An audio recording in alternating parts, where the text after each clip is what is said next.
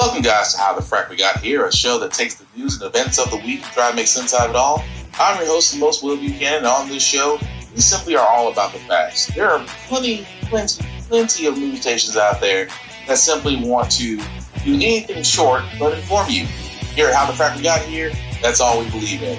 We go up to the left, we go up to the right, we go up to the middle of independence, we go after all sides because there's more than one side of a story to everything. And you need to know it all in order to actually formulate your own opinion. And that's what we try to do here at How the Frack We Got Here. Thanks for listening, and hold on. It's going to be fun. All right, guys. Today's date, October 26, 2022, and this is How the Frack We Got Here. I'm your host, the most Will Buchanan on How the Frack We Got Here. We do take the events of the week and try to make sense out of it all. Before we do get started, guys, we do try to let you know that even though this is a news podcast, we do try to watch our language. And sometimes there may be things that might be shown that might be too intense for younger viewers. So your discretion is advised. Aside from that, welcome. So what do we get on this wonderful hump day so far? Well, we start off with the Supreme Court. Yeah, I know. Kind of a twist, isn't it? Judge Alito calls the leak of Supreme Court draft opinion overturning Roe versus Wade a grave betrayal that endangered some justices. Really? The leak of your draft opinion being exposed to the public about you suggesting to overturn Roe versus Wade is a betrayal that endangers some justices. For all those that don't remember, this is the, which feels like ages ago at this point. Earlier this year, there was a leak that was breaking news that that Supreme Court Justice Samuel Alito's opinion of Roe versus Wade was leaked, and that it may have been considered the Supreme Court is considering to overturn the landmark case, which in that sense made abortion legal law of the land. So we all remember that leak. We all remember the fear. And then we remembered, oh crap, failure in chief Donald Trump pushed two Supreme Court justice picks through. He pushed through Brett Kavanaugh and Amy Coney Barrett, both with less than questionable backgrounds, and yet conservatives ran them right on through.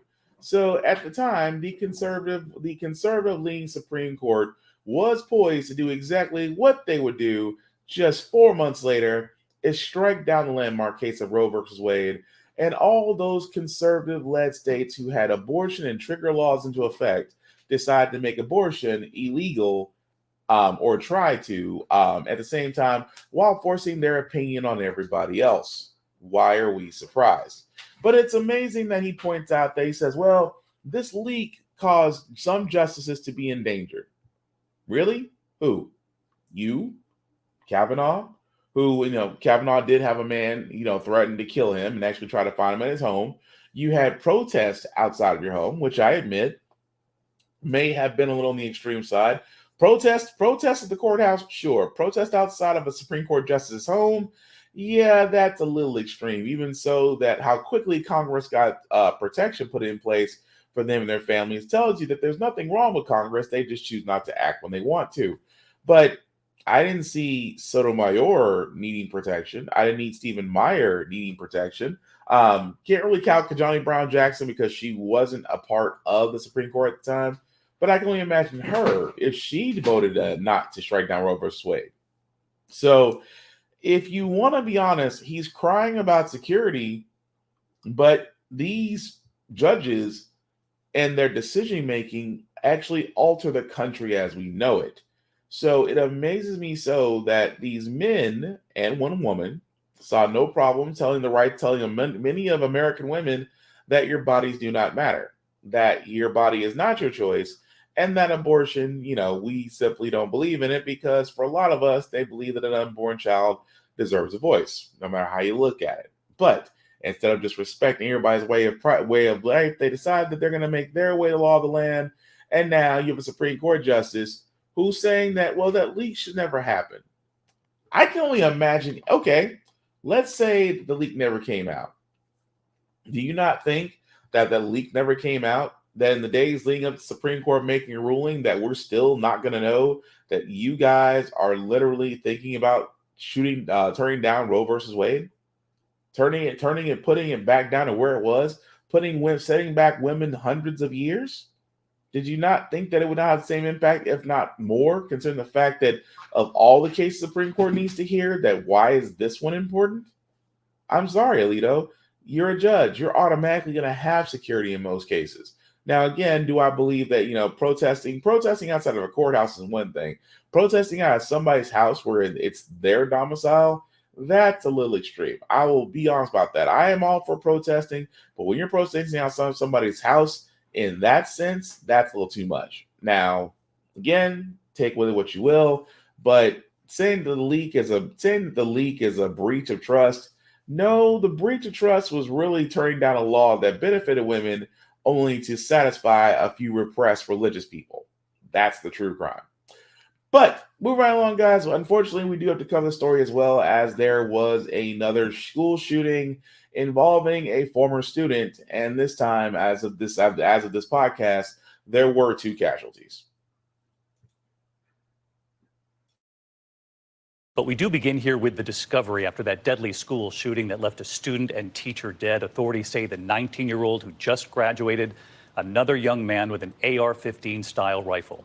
The images of the teenagers running for their lives, their hands up in St. Louis. Police now say the 19-year-old who graduated last year had more than 600 rounds of ammunition. And tonight, the handwritten note he left behind. We are not going to report on its entirety, but the sheriff tonight on the line that was not only disturbing, but a wake-up call yet again. ABC's Alex Perez leading us off in St. Louis. The chilling images playing out inside a St. Louis classroom terrified students running for their lives. And tonight, authorities have revealed the gunman was another young person. And they say this was the AR-15 style weapon he used to kill a teacher and a 10th grader. He came into the building with more than 600 rounds of ammunition on his person. The police chief today reading excerpts from a disturbing handwritten note 19-year-old Orlando Harris, who graduated from the school last year, left behind in his vehicle. I've been an isolated loner my entire life. This was the perfect storm for a mass shooter. The 19-year-old fatally wounded in a shootout with police. He had already killed a sophomore and varsity dance team member Alexandra Bell. Her family heartbroken. What made her amazing was no matter how mad or frustrated you were, she could always make that frown turn into a smile. She could always brighten up your day. The gunman also killing 61-year-old health teacher Jean Kushka. The cross-country coach was a mother of 5 and grandmother to 7. She put herself between them and harm, between them and danger. She was love. She was the embodiment of love. 7 other students injured, 4 grazed by bullets, 1 with a broken ankle after jumping from the building to safety. And David, authorities say they won't reveal how exactly the shooter entered the building for security reasons, but they do say it was not through an official entry point. Authorities are now also working to determine if the person who sold the gunman that rifle could face criminal charges. David? So again, it's hard enough that we have to still report this, that the number of school shootings that have increased, this time in St. Louis.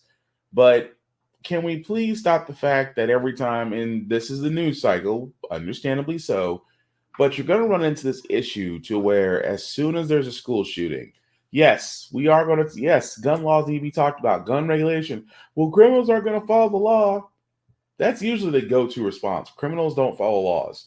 Here's the problem with the most recent school shootings that we've had. None of these weapons were illegally purchased weapons. None of them. They were all legal. I guarantee, as we look more into the St. Louis shooter, he himself will have purchased a gun, will have purchased his handgun, will purchase his firearm, this AR-style rifle. I guarantee it would have been legally purchased. The fact that he had 600 rounds of ammunition, again, I am all, like I said, I get the whole thing of stocking ammunition. I get it to a certain extent. And I say certain extent because unless you're an avid shooter or you're in competition or all the above, I don't see any reason to stock up that much ammo. 600 rounds of ammo and you're not falling under certain conditions, to me, should be a red flag. Even more so, this is why I keep saying the entire time, we need to be more vigilant about how, number one, these weapons are put out, number two, the people that are being sold these weapons, and number three, how they're being regulated. Again, red flag laws can stop a lot. Raising the age can stop a lot. Actually, if the person involved runs any type of trouble with the law, that a mental health screening is needed, or a psychological leave, or psych eval is needed, because we really need to take a look at how people are getting a hold of firearms this easily. Firearms and ammo. And again, this was in St. Louis. 2 lives were lost. And yet we're still asking the same question, what are we doing? Because if you have guys not noticed, yes, we do have a gun law in place that was signed by Biden about a month ago, but that does more to soothe conservatives than actually stop crime. Because again, universal background checks need to be needed. Private sales, I've said this before, private sales need to be handled differently. How we do gun and knife, because that's commercial sales. Commercial sales, like gun, knife, trade sales, don't do background checks. And I have yet for anybody to call me out on that. I'm from Tennessee, the literal home of gun and knife and trade shows that are done down here. And I can tell you without a shadow of a doubt in my mind, go to a gun, knife, and trade show with money and ID, you will walk out with firearms. Why? Because no background checks are done. So again, it's not the fact that criminals are getting their hands on these weapons. It's the fact of the matter, we really need to take a look at who's getting their hands on these weapons. And the simple fact of the matter is how dangerous it is that they can actually do so, because we've seen the aftermath of when they have these weapons and ammo in their hands. The best way to prevent this is to finally have that hard conversation, to finally push through legislation that's actually going to get to work, and stop bending to the will of gun nuts and ammo sexuals. And this is coming from a gun owner. I love guns as much as the next person, but there needs to be legislation, regulation, new rules, and laws to put in place to protect, to deter, and to punish those who break that law. It's that freaking simple. That's all I'm saying. But guys, remember, guys, we are not too far off. Actually, we are nearing the end of October and going into November, which means midterm elections, especially if you're in Tennessee. And again, early voting has started. So if you want, go to your city's website. I know for Tennessee, it's tn.gov. You can go to early voting. You can see where they're actually doing the votes, and you yourself can go out there and vote. I highly, highly encourage it. Know the candidates, know what they're about, but please vote. Action is always welcome. No action is frowned upon. And if you don't want to early vote, but you want to wait for voting day, feel free. But if I were you, do like I'm doing, take advantage of this early vote and get on in and beat the crowds. Because unfortunately, since we don't have a election day as a national holiday, we're kind of hosed. But hey, do what you can. That being said, the reason why I bring that up is because you guys do remember, as we cover on this podcast, that only conservatives, and even some extreme conservatives are the main ones who are always talking about voter fraud. We have to protect the election. We have to make sure the ballots are in there. We have to make sure the right people get to vote. Yet conservatives are the only ones that are putting in new laws about voting, restricting mail-in voting, restricting where ballot boxes can be put, restricting what a poll worker can do, besides, making it a felony to give food or water to a person that's voting. Yes, all conservatives. That being said, the only time we ever hear about voter fraud or voter suppression always deals with conservatives. Don't believe me? This story. These two men right here, on the left, Jack Berman, on the right, Jacob Wohl, are pleading guilty to where they were caught in a 2020 election fraud. Those two gentlemen right there actually were a part of a voter suppression campaign back in 2020 using robocalls to keep certain people from voting. They were found out and they were arrested, and they're now pleading guilty, which probably means they did a deal. Keep in mind, this is always conservatives. No matter how you cut the mustard on this, it's always conservatives. I've yet to find Democrats. I've yet to find independents. I've yet to find Green Party.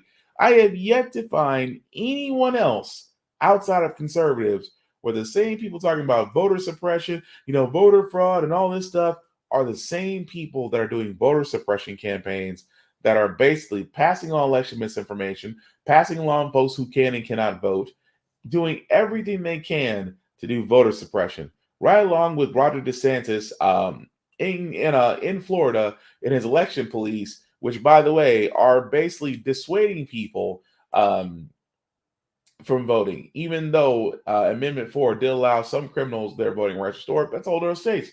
But we just saw two people who are now being indicted for election fraud. Conservatives, they are the only ones out there that I know will always be the ones that talk about voter fraud. But one thing I will get about conservatives, conservatives will do everything they can to stoke the anger of the Mayo in order to get them to come out. Even more so is what current Arizona GOP candidate does, which, again, how they stoke the fire and reality, they're just like oil and water. They don't mix.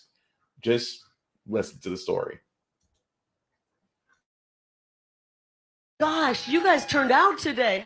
In the race for Arizona governor, you hear this from Republican nominee Kari Lake on her plan for border security. It's called our Article 1, Section 10 rights under the United States Constitution. Article 1, Section 10, United States Constitution. We're going to invoke our Article 1, Section 10, basically authority to take care of our own border. That border is an international border, so the federal government controls it. But Lake interprets the U.S. Constitution to mean she could do this. As governor, I will issue a declaration of invasion, finish President Trump's wall, blow up the cartel's drug tunnels and surveillance drones, and deploy the Arizona National Guard to stop illegals from entering. Those explosions and drones are computer-generated graphics to illustrate her point, something echoed by fellow Arizona Republican and U.S. Senate nominee Blake Masters, also using computer graphics in his ad. This is an invasion. We know what to do. We need to finish Trump's wall. Arizona State University law professor Angela Banks says the reason these nominees specifically use the word invasion, by declaring that there has been an invasion, they believe that they would be able to exercise the federal powers that are articulated in Article 1, Section 10. However, the only specific power there that would be relevant for states to engage in would be the power to engage in war.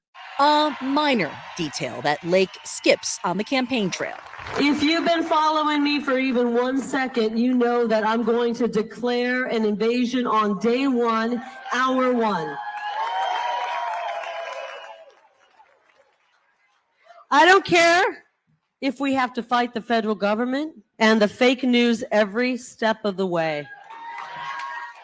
That hardline stance is popular among the Republican base in Arizona, a border state that's seen the influx of migrants and drugs. Outgoing Republican Governor Doug Ducey moved more than 100 shipping containers to try and plug holes in the border over the summer, a move that's landed his action in court. And that's where Lake's constitutional plan would likely end up. Is this more political rhetoric, or does this legally seem feasible to you? So I think this is a lot of political rhetoric. And so I think what we're seeing is an effort to turn that rhetoric that's been used in the public discourse into something legally meaningful. And I think that is where there are significant questions as to whether that will be successful.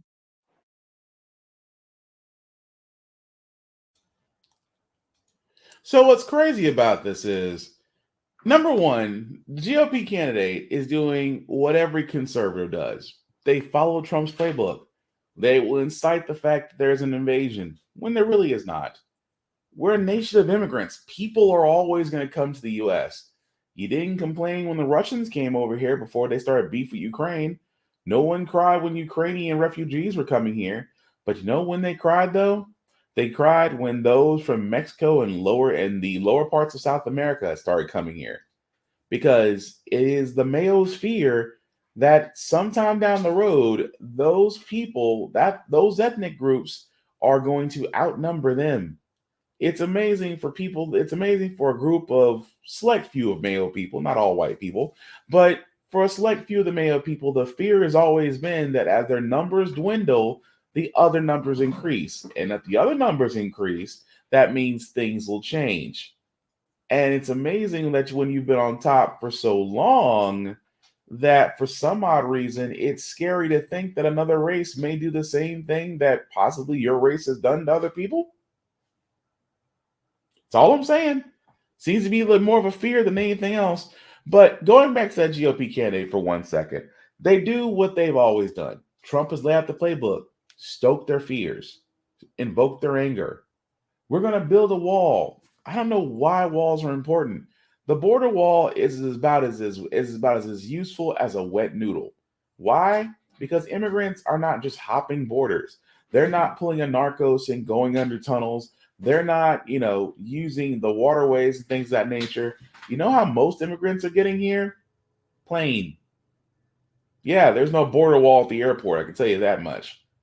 But they're not jumping over the wall. And even though we've seen many YouTube videos out there show how ineffective this wall is, because folks have still been able to climb it and get over it and come right into the States. But it's amazing how so many people are so worried about immigrants, but at the same time, you don't want the jobs that they're doing. Amazing. But again, that's GOP candidates for you, because Trump has amassed this cult-like following, and they'll tap into it when it serves their benefits. Because they did the same thing on January 6th. They did the same thing days before that. They stoked that fire with Trump and then also try to hide in the same room with Democrats, because the mob didn't care who they came for, because they came for chaos, and chaos does not discriminate. But again, guys, as I said before, midterm elections are next month, and of course, early voting can happen in your state. So definitely check your state's website to find that out. I know for Tennessee's, it's going on right now. But there is one thing that is going to be talked about during these midterms, especially for voting. If you're going to be voting, especially voting either early voting or being in line, that senior citizens, baby boomers, because the baby boomer generation is starting to get up there, are also dealing with inflation. How they're dealing with inflation should say a lot, because actually out of the economy, besides children and education, it affects senior citizens the most.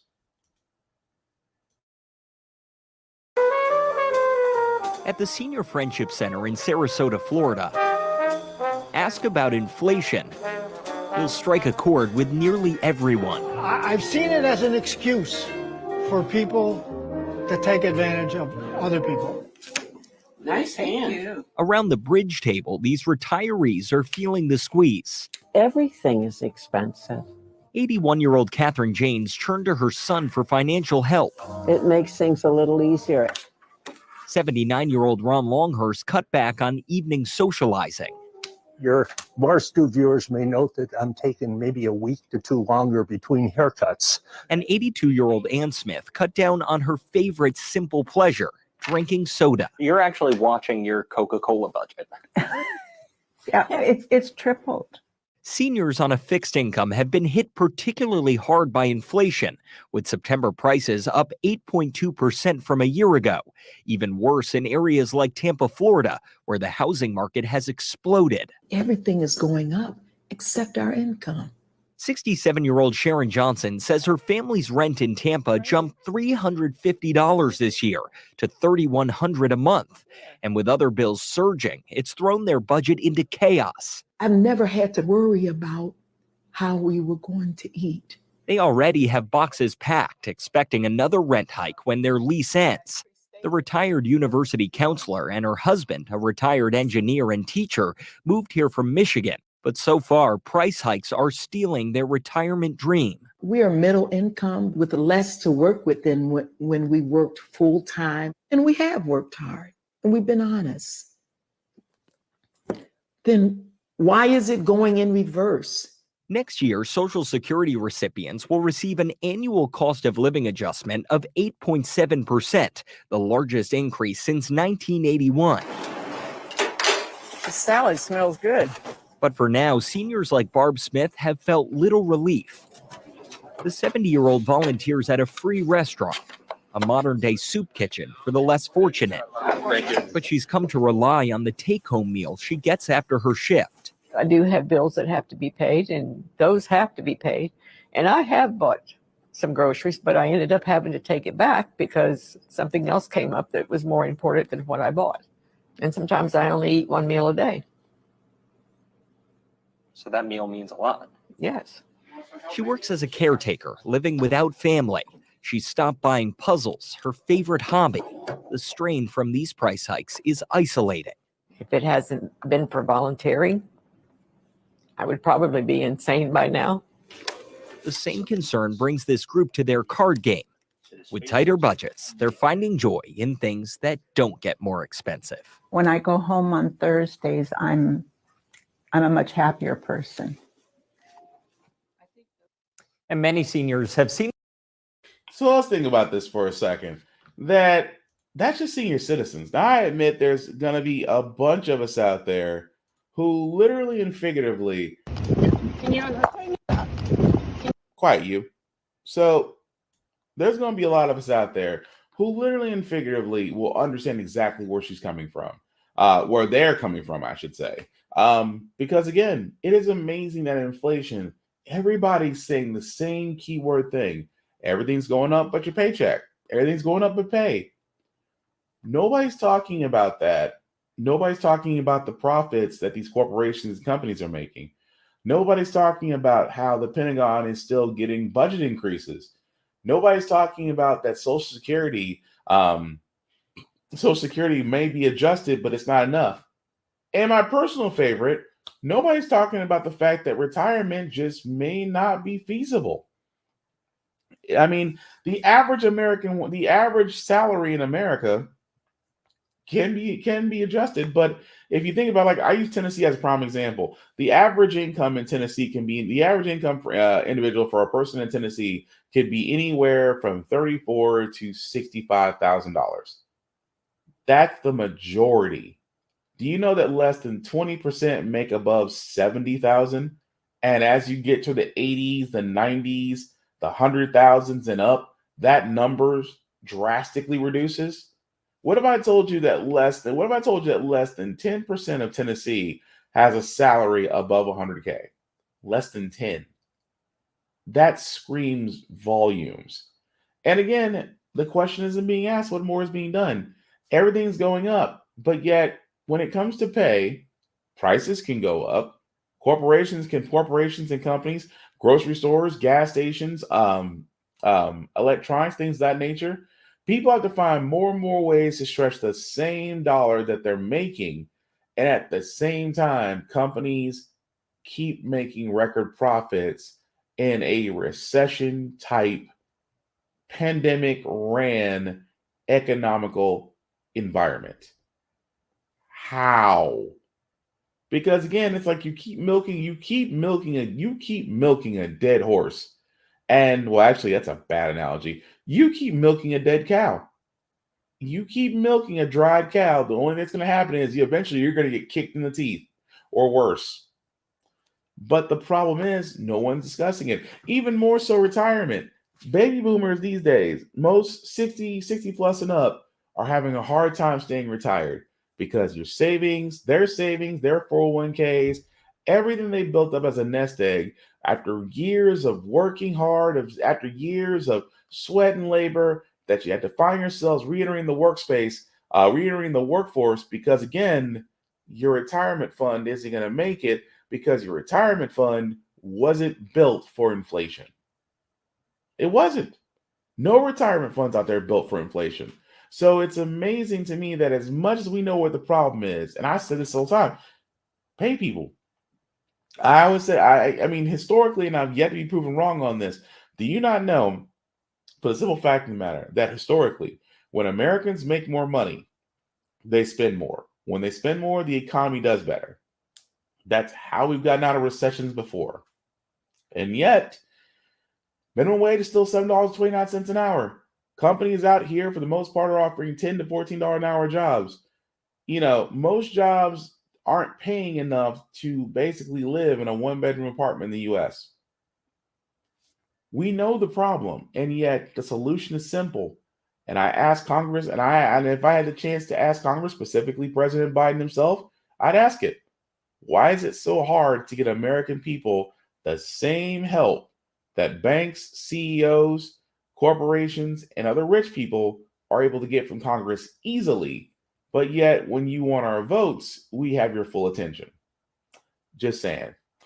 But there's also another story that we have, unfortunately, of another traffic routine, another traffic stop, in which I don't get law enforcement sometimes, because if you know the law where you're at, then expect us to know the law. Because I keep saying this all the time, when you guys are dealing with law enforcement in the city and your state, learn the laws.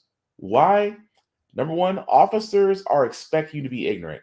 Some officers are expecting to be intimidating, flash their badge, use their voice, show whatever intimidation they can to get you to comply. Now, if you're in a show me state, which means you have to show your identification, of course, show your ID. There's nothing about it. But what if you're in a state that doesn't require that? And yet, as you point this out to the officers, they choose to be, well, officers who shouldn't be on the job. Unfortunately, it happened with this black woman. Please stop. Can y'all stop? Okay. Like, what are you doing? You got our seatbelt? Please stop. Stop. Please let go of me. Stop resisting. Please, I'm not you got me. Yeah, you are. You got me. Okay, all right. What are you doing? Ma'am, okay, don't drag me out. Then get out of the car. I will if you will release my arm. Get out of the car. If you will release my arm, I will. If you will release my arm, I will. Because you're grabbing my arm very tightly. Okay. You're grabbing my arm very tightly. Let me go. Okay. And I'll step back. Don't start. Okay. Okay, it sure is. Okay. And you're not getting it because I know I haven't did anything wrong. Okay. How many times have I asked you? Please let go of me. Stop. What are you doing? Right. Let go of me. Let go of me. Let go. And it pretty much cuts off there. So, what really happened with that story? That was actually in Fayetteville, North Carolina, where a 22-year-old black woman was said that officers assaulted her and handcuffed her literally last September. She was working for a property manager at the time and was taking pictures of the property that she was assigned to take a look at. That recently got a citation from the city about illegally dumping furniture and trash to the site, so she was taking pictures just for her boss. Basically, officers saw her, and one officer asked her to provide identification. She declined. Again, as she said, North Carolina is not a stop and identify state, meaning that she was not legally obligated to provide her ID if she has not committed or been suspected of a crime. This is why I keep telling you guys, unless the officer detains you, you don't have to give up spit. But I also sit there and say that you do need to learn the laws in your land. Learn the laws in your city and town. That's why whenever I'm talking to an officer and they try to do this mess with me, fishing for information, trying to get me to say things or trying to get me to justify the reason why they had no reason to stop me at all, I always say, officer, am I being detained? Am I? Because I want him to do it. Because officers, you have to tell you, yes, you are being detained. Now, if you are being detained at that point, you do have to comply. You do have to give your ID. They have to, go through their process. After they say yes, you're like, okay, go ahead and, run your procedure. If they say no, you're not being detained, we're just having a conversation, you can leave. I've done that many a times. When I said, officer, am I being detained? No, you're not being detained. Okay, cool. Peace be with you. I've had officers there and say, yes, you're being detained. And I say, okay, cool. Get my wallet out, have my ID and stuff ready, go through all the rigmarole. And when they find out that you just fit the description, cool. Well, I want some badge numbers and I want your superior officer. I will go that route. But in this case with her, that again, North Carolina is not a stop and identify state. She did not have to do anything because she wasn't detained. And again, the whole thing about it is she kept on saying, I don't have to give you my ID. Now, of course, at the time of the video where it was recording, basically that was from her side. And officers always try to imply force. See, this is why I sit there and say, when it comes to officers, officers really and truly need to understand. Number one, just because you have a gun and a badge and backup doesn't mean you can sit there and just intimidate people. That tells me that's lazy police work. Number two, officers could de-escalate the entire situation. They could have sat there and said, okay, well, we're getting reports out here of such and such. That's the reason we're out here. If you could just, if you could just please give us your name, we'll detain you, but you're being detained. You can remain in your car, but we do require ID. Explain. In my profession, what I do for a living, I have to explain. I explain thoroughly so the other person gets it. I explain thoroughly to de-escalate situations. I explain thoroughly so everybody's on the same page. Some officers out there could learn to do that, because yes, that woman is thinking about pressing charges, as she should, because it comes to find out that the officers really did not, at the current point of this podcast, which that is an ongoing story, the officers have yet to give a comment. Gee, I wonder why, concerning the fact of how quickly it escalated. Simply put, because officers believe that everybody should comply, when it should be the officers themselves who should be complying to actually doing proper procedure and actually doing their job.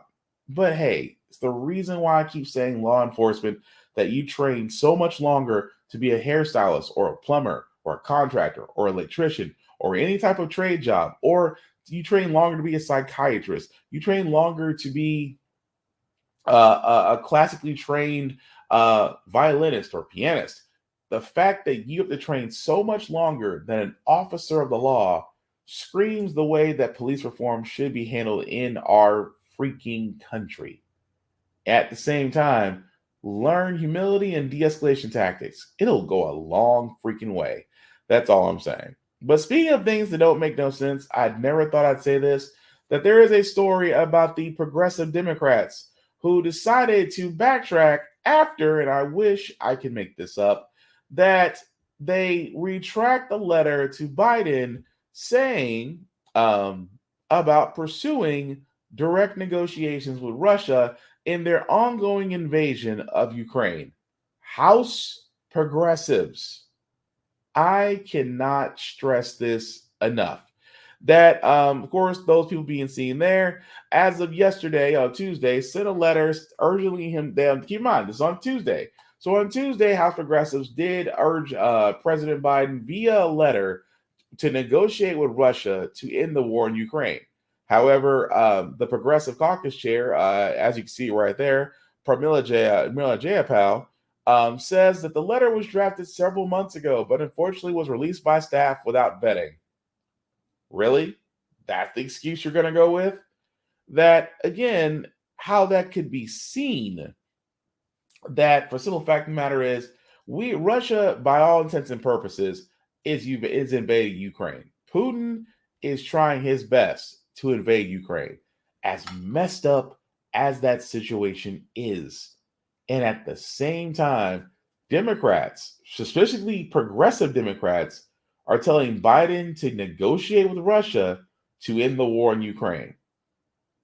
Does anybody see the problem with that situation and why they're backtracking now? Because why do we need to negotiate? Russia invaded a smaller country in order to sit there and, as Putin would say, claiming previous land ties. That alone is a red flag. At the same time, asking President Biden to negotiate. Don't we have something about we don't negotiate with terrorists? Is that not being said anymore? I could have sworn, because wasn't Bush 2.0? We don't negotiate with terrorists. I could have sworn Bush 2.0 said something close to that. But it's like, of all things, Democrats, and usually I used to say stupid ideas usually come from conservatives, but I guess even Democrats can have a slow day.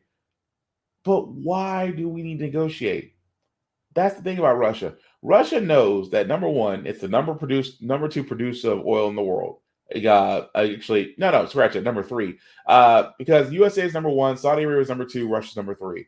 But the fact that Russia does cover a lot of the EU, and that they're producing oil for the EU. But at the same time, what other reason does the U.S. have to negotiate? If anything, they should be helping Ukraine get their NATO status. So that means once that goes into effect, Russia's going to have to contend with more than just one nation. It's got to contend with several. Because if Ukraine did get accepted into the United Nations, that means that they can request military aid from these countries. And that might look a little bit differently on Putin's face when he's not just dealing with the U.S. and Ukraine, but 11 to 18 different other countries. Still being that they may or may not, but it's a lot hard to fight. It's a lot harder to fight 18 countries versus 2. That's all I'm saying. But again, it makes no sense to negotiate with Russia when Russia's the one doing the bullying. That's like saying, I'm going to go to the person that's beating me up and negotiate something to where it doesn't happen anymore. No, because they can take your money and still beat you up. That's the whole point. But the last story, but 2 more stories, guys, before we get to our feel good segment. I did want to cover this as well because, unfortunately, Biden's student loan plan currently right now is on hold. Somehow, some way, these Republicans got a judge to throw an injunction on this because of several lawsuits that are being led by conservative heavy states, which basically are saying that the president does not have the ability to forgive student loans. This is just so far 6 states have joined this, and the 8th this is a long word to say, and apparently it's tongue challenging. The 8th U.S. Circuit Court of Appeals is where the judge is from that actually put this injunction in. Right now, it is temporary, but yes, I cannot figure out why, for the life of me, conservatives have a problem with this. Conservatives didn't have a problem, in my opinion, with giving billions in bailouts to Wall Street multiple times, to the automotive industry, to banking, to corporations. I do not understand it. They turned a blind eye to every other entity out there that have the means, money, and more opportunities to get to raise capital. But yet, when it comes to your average everyday citizen who has student loan debt that may prevent them from buying a car, getting a house, getting a job, because jobs look at credit checks too, that even though $10,000 and $20,000 may be a drop in the bucket for some, especially if your student loan debt is $70,000 and up, $100,000, actually $100,000 plus if you're in the medical field, but for that $10,000 to $20,000, it can be relieved to somebody, and for some odd reason, Republicans hate it. Now, I could say because of private banks they're fighting for, because private banks realize that they can lose billions of dollars on interest payments from those student loans. But I say it all the time. It is amazing to me that banks can turn around. Oh, excuse me.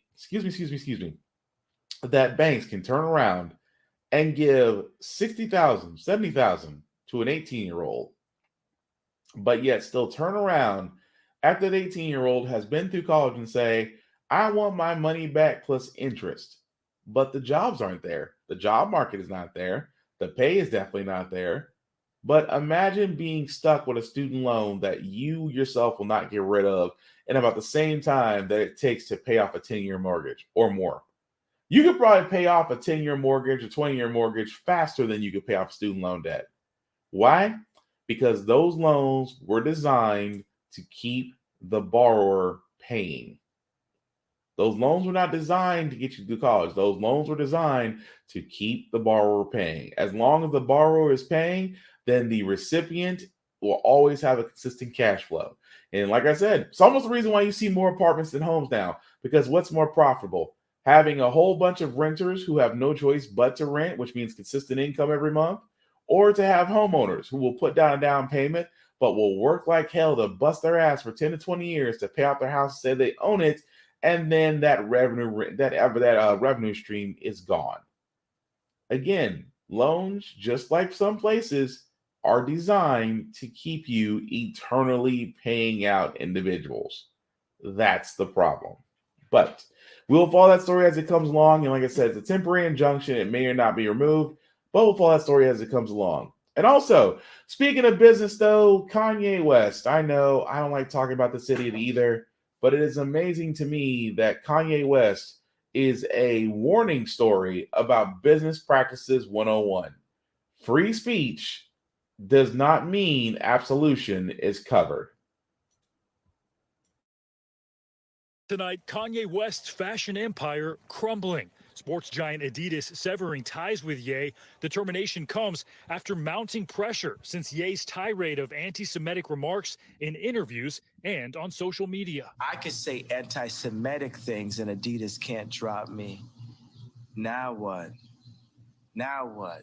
His ongoing comments sparked immense public backlash, with Twitter and Instagram suspending his accounts and prominent Jewish organizations condemning his statements. After an anti-Semitic hate group hung a banner over a Los Angeles freeway saying Kanye is right, the pressure grew. An Adidas employee even calling out the company after weeks of inaction, with Director of Trade Marketing Sarah Kamai writing on Monday, "It's been 14 days since Kanye started spewing anti-Semitic rhetoric, and Adidas has remained quiet, both internally to employees as well as externally to our customers." Adidas addressing the termination and business impact, releasing this statement early Tuesday morning, saying Ye's comments have been, quote, unacceptable, hateful, and dangerous, adding, after a thorough review, the company has taken the decision to terminate the partnership with Ye immediately and production of Yeezy branded products and stop all payments to Ye and his companies. The company also saying the termination could cost them $250 million just this year. You can see the stock's reaction down 4.1%. It ends a lucrative, nearly decade-long partnership, with Forbes saying the bombastic artist may no longer be able to call himself a billionaire. Clothing brand Gap will also immediately end production and sale of Yeezy branded products, making the breakup official after Ye pulled out of the partnership last month. And it's not just stores pulling his products off shelves. Many people going to websites like YeezyGap.com only to find it redirecting to Gap's main page. And it's the exact same story with Adidas. Balenciaga also cutting ties, and talent agency CAA also will no longer represent him. It all comes on the heels of a string of controversial comments and actions from Ye. At Paris Fashion Week, he debuted a line of T-shirts with the words "White Lives Matter" boldly printed across the back. He explained that decision to Tucker Carlson. Why I wrote "White Lives Matter" on a shirt is because they do.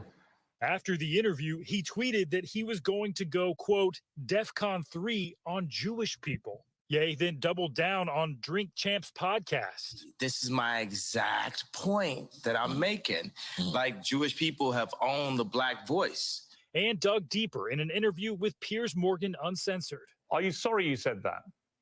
No. I think it matters. You should be. Absolutely not. So how are people feeling about his music and wearing Yeezys after all of this? Kanye made Adidas what it is. They came a long way. I just got some sneakers from here, and it's inspired by him completely. I don't think I would support him financially, but listening to his song on YouTube that's like a repost or something like that, I think the dude still makes good music, but I think the culture that he fosters, socially it's not acceptable. He's an artist, and sometimes I just wish he kept his mouth closed about certain things. All right, Stephen Romo joins us now. Stephen. Oh, that's the understatement of the year. Keep your mouth shut about some things. No, Kanye is literally the best example of a business case that you will ever get. It kills me how people think. Let's just step away from the business side for a second. It never ceases to amaze me about free speech. For all those that understand, you do know that you are never prosecuted by what you say. You can say whatever you want. There will be no government agents at your door. There will be, to a reason. Let me cap that. To a reasonable extent, you are allowed to say anything that you want to say without persecution. That's right. Freedom of speech, freedom of religion, it's all the above. There is a reason why in the world you can do that. Now, that being said, however, you can say anything that you want to say, but at the same time, you're not absolved of it. Meaning that if you turn around and say something like insulting a certain ethnic group, and then certain ethnic group responds in a way to where it may hurt your pockets, my friend, your freedom of speech is not being hindered. You're learning a business case 101 lesson. That's the reason why a lot of businesses don't take positions. A lot of businesses, for the most part, remain neutral. There's a reason for that. Why? Because think about Black Lives Matter. Remember when Nike a long time ago made Colin Kaepernick the face of the company for a little while, stand for something if it means he lose everything? Do you remember how many people of the Mayo were burning jerseys, burning Nike stuff, burning Nike jerseys, Nike shoes, anything Nike? I can't support that. I can't support a company that supports a quarterback who kneels and disrespects the American flag. Those very same people are buying still Nikes to this day. Their burning symbolizes meaning nothing. Nike didn't lose money. Quite matter of fact, like Nike actually gained money, especially from the sellouts, especially from the selling out of Kaepernick's jerseys, likenesses, and things of that nature. Business model 101. When you take a stand, for most businesses, when they take a stand, it's to make sure that they keep profit. Has nothing to do with morals, keeping profit. What Kanye did was decided that he wanted to speak his opinion and at the same time decided, oh, well, I'm going to speak my opinion and then some. And if I was Kanye's publicist, business partners, or any of the above associated with him and his brand, I'm very concerned. Matter of fact, I'm probably writing on my resume for my next job, but I'm concerned. Why? Because when you take shots, and I'm going to get very literal for a second, I actually might lose some people on this. When you take shots and say that a certain ethnic group is silencing you, you're going to put yourself under a microscope. Kanye is no stranger to that. For years, he has put himself under the microscope, into the spotlight. But now saying that Jewish individuals are blocking his voice and wondering why companies are now looking at him and going, you're nuclear, you're toxic. We can't be associated with you because if we're associated with you in the public eye perception, that means we're associated with you, which means that's going to hurt our bottom line. So we're going to cut ties with you. Not just Gap, not just Adidas, who Kanye literally insulted by saying, I can say anti-Semitic comments and Adidas won't cut me. Adidas was like, bet, no problem. Well, losing Kanye is going to lose. Losing Kanye, Adidas bound to lose $250 million this quarter.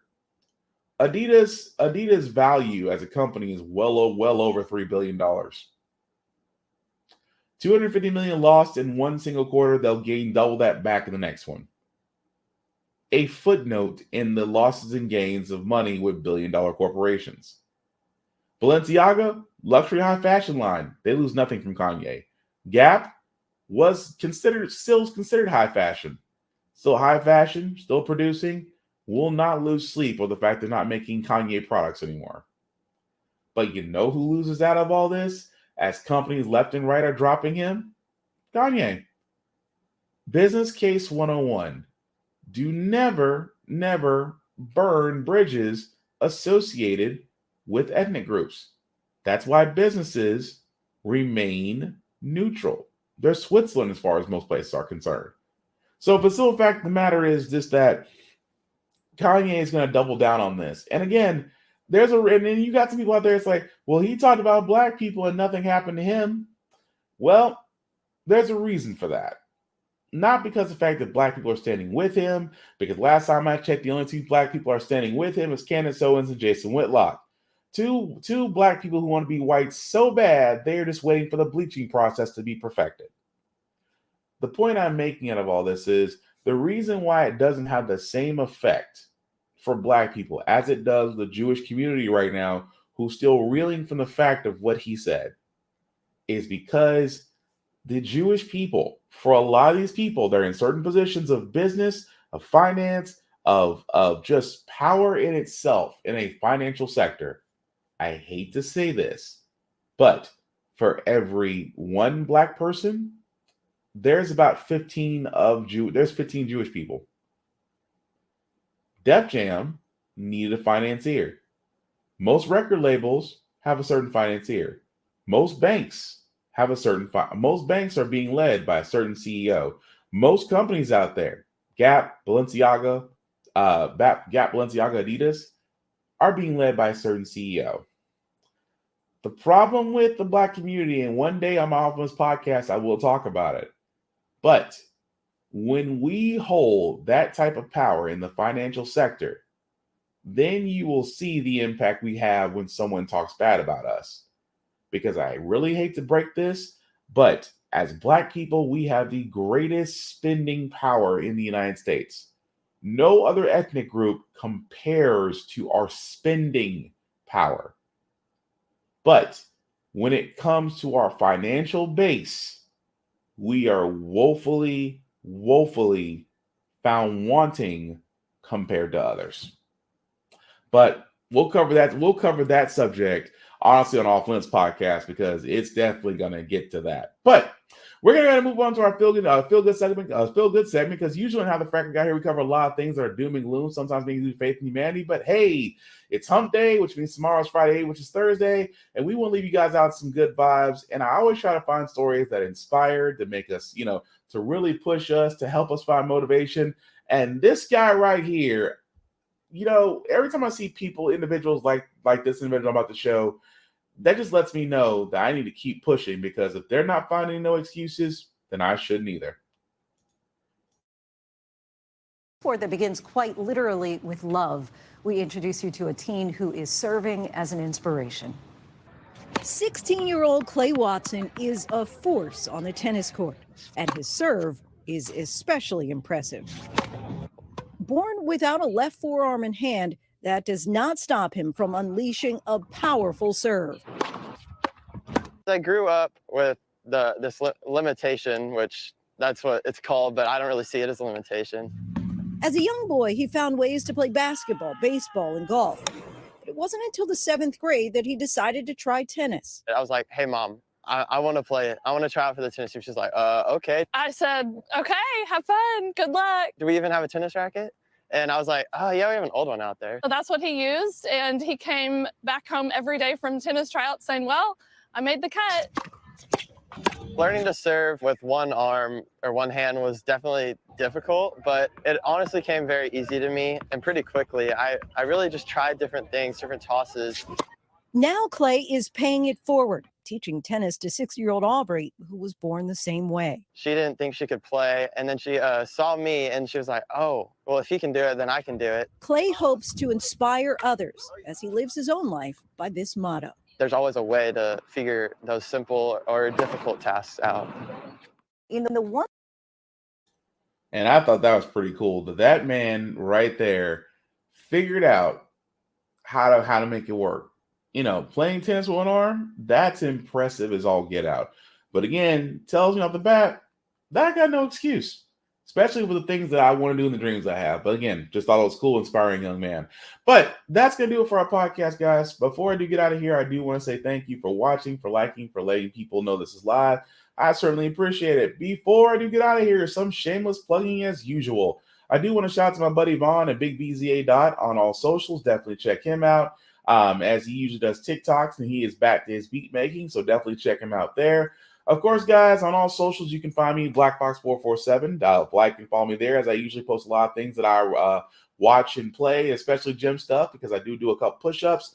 At the same time, guys, again, I am all about the unity, and I'm all about communication, networking, really building up that base that I just got to be talking about, especially when it comes to Black people. We really need to do that. We really need to build up. It is 2022 and we're still acting like it's 1978. We do need to be better. If we do better, if we know better, then you'll do better. That is my entire wish. If I could have one honest wish, well, my one honest wish for mankind, that would probably be it, because I got a lot more wishes, but that goes a whole nother subject. That being said, guys, the tracker at the bottom, let me make that just a little bit bigger. If you copy and paste this into your browser, we'll take you to our link tree that has the YouTube and Facebook groups for all of my podcasts. How the Frack got here, get bit, and of course, the Offense Podcast. Definitely like and share and follow as we try to keep these things updated with news and topics depending on the show. But again, definitely check out the YouTube and Facebook groups as we're trying to grow them from there. That being said, guys, the last thing I'll say is, again, if you're going to be out and about, please, especially in high traffic areas, please wear a mask, protect yourself. Coronavirus and its many variants and Decepticons are still out there. Please, oh please, oh please, protect yourself. If you feel the least bit sick, please stay home, because the only way we're going to get past this pandemic is to literally and figuratively protect ourselves. That is the only way we can do that. So, the last thing I'll say about How the Frack got here, it's all about staying informed. We are not trying to reinvent the wheel. We are simply trying to give you all the information to allow you to make up your own mind for yourself, but we're providing a logical perspective that goes along with it. We do a lot better in society once we're informed. We're progressive. We move forward. We try to right the wrongs of our past by making decisions now that we should have done back then, like electing our first black. Wow, that was such a terrible outro. Electing our first black woman to the Supreme Court, electing our first black woman to the Federal Board of Governors, electing our first black 4-star military general in the armed forces. All great things. When we don't learn from history, we are doomed to repeat it. That's why we keep asking ourselves, why does everything go up with your paycheck? Why do we have the same politicians, but still the same old game in Congress?